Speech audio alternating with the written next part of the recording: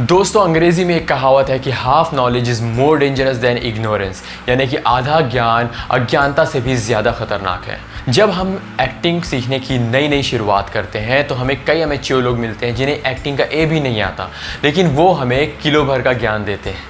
इससे होता ये है कि हम जो सही राह पकड़कर चलते रहते हैं, हम जो सही सीखते रहते हैं, उससे वो हमें डिस्ट्रैक्ट कर देते हैं और ये डिस्ट्रैक्शन हमें अल्टीमेटली कंफ्यूज कर देता है कि हम जो कर रहे हैं वो सही है या नहीं है, उसमें कोई गलती है या नहीं है। हम सही भी करने जाते हैं तो हमारे अंदर एक डाउट पैदा हो जाता है और ये जो डाउट होता है ये हमें कॉन्फिडेंटली एक्ट करने से रोकता है। दोस्तों, आपके साथ भी अगर ऐसा कुछ हुआ है तो नीचे कमेंट बॉक्स में कमेंट करके ज़रूर अपना एक्सपीरियंस शेयर करें।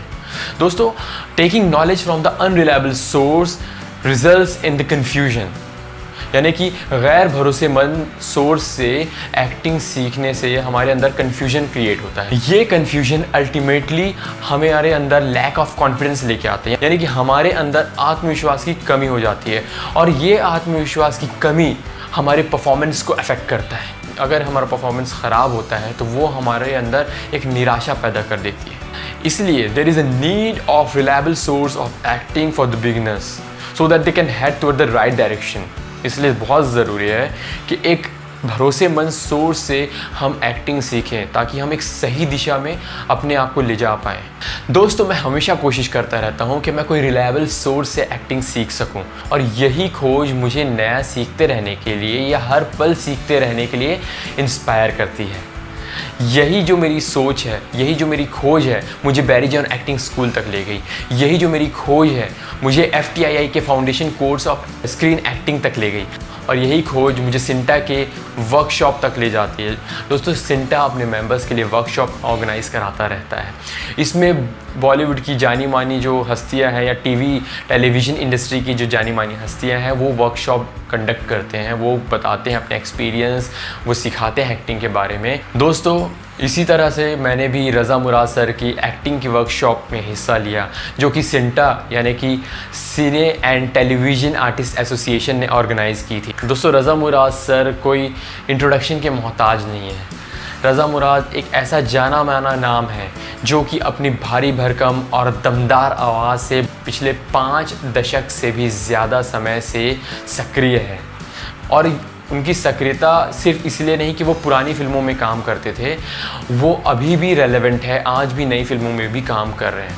रज़ा मुराद सर के बारे में आपको बताना चाहूँगा कि उन्होंने 1965 में आई जौहर एंड महमूद इन गोवा से अपने एक्टिंग करियर की शुरुआत की थी।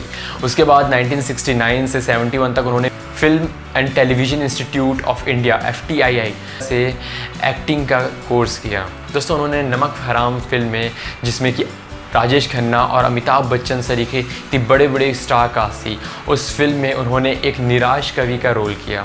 इससे उन्हें बहुत ही ज़्यादा पॉपुलैरिटी मिली और इसके बाद उन्होंने प्रेम रोग, हीना, राम तेरी गंगा मैली जैसी फिल्मों में भी काम किया। अभी करंट फिल्मों में जिसमें वो विशेष तौर पर नज़र आए हैं उसमें सबसे इम्पॉर्टेंट है बाजीराव मस्तानी और पद्मावत।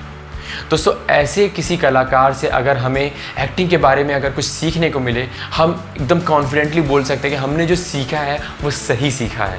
दोस्तों, रज़ा मुराद सर ने ये जो वर्कशॉप ली, इसमें उन्होंने परफॉर्मेंस एंजाइटी के बारे में बात की और इसके एग्जाम्पल के तौर पे इस सदी के महानायक अमिताभ बच्चन का एक किस्सा भी सुना है। उन्होंने एक्टर्स के लिए लाइंस याद करना कितने इम्पॉर्टेंट है इसके बारे में बताया। इस वर्कशॉप में उन्होंने अपनी आवाज़ में एक कुछ लाइंस जो उनकी लिखी हुई थी या उनकी कोई फिल्म की थी उसे उन्होंने पढ़ के सुनाया। हमें इस वर्कशॉप में उन्होंने उनकी खुद की लिखी हुई एक मोनोलॉग दिया था जिस पे हमें परफॉर्म करना था और हमने परफॉर्म भी किया। उस मोनोलॉग को परफॉर्म करने के लिए उन्होंने आज के जो समय के हिसाब से जो बॉलीवुड में जो अभी करंट रेलेवेंट जो एक्टिंग का स्टाइल है उस स्टाइल के बारे में हमें बताया। दोस्तों, तो ये वर्कशॉप था वो काफ़ी बहुत ही ज़्यादा प्रोडक्टिव था। रज़ा मुराद सर ने जो भी सिखाया है उस वर्कशॉप में, उसे लेकर मैं पूरी एक सीरीज़ लेके आऊँगा ताकि आप भी रिलायबल सोर्स से वो एक्टिंग की नॉलेज प्राप्त कर सकें।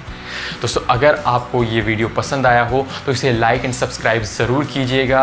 अपने फ्रेंड्स, फैमिली और रिलेटिव्स अगर कोई एक्टिंग करना चाहता है, सीखना चाहता है या इसमें इंटरेस्टेड है तो उनसे ज़रूर शेयर करिएगा क्योंकि ये उनके लिए बहुत ही हेल्पफुल होगा। Thank you so much for watching this video friends. Take care, bye bye.